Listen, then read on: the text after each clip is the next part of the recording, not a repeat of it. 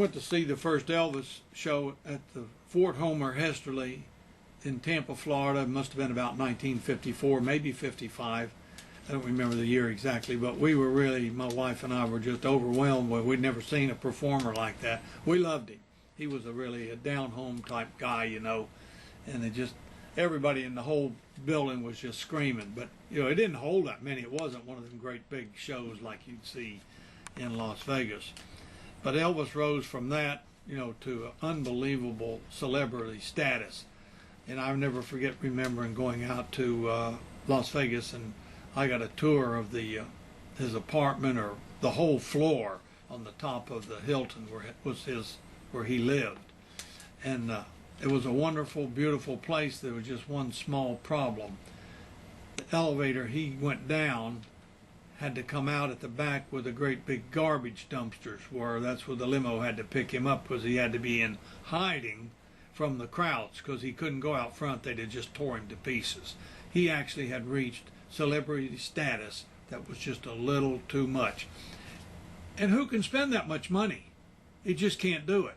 And it actually eventually killed him, in my opinion, because, you know, he just had to stay hid out all the time, and all he had to do was eat and watch movies and stuff. You know, he couldn't go on the street and enjoy going someplace and visiting places, because he had to have a complete entourage with him, and it still was a problem. And so he actually got so famous that it was to his own demise. That's what I actually think. And people ask me all the time, you know, don't you wish drag racing had gotten a little bigger where you'd have made a lot more money? I made plenty of money in drag racing. And I have enough to live the way I like to live. And I can still go into a restaurant, and I'll only be bothered once or twice maybe for an autograph, if you want to call it being bothered. But at least I'm able to have a life for myself. I can travel through public airports and only be asked for an autograph a couple of times. And still I can buy my cars, I can buy my parts, I can work on anything I want to. I can take time off if I want.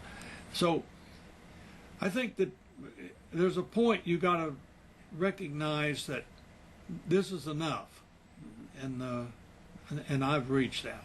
I don't want it any more than what it is. I'm happy with my position in life, and I loved Elvis. He was a great guy, and but I actually at the end felt sorry for him, if you can believe that. And people would say, well, how can you say that? He was a multi-millionaire.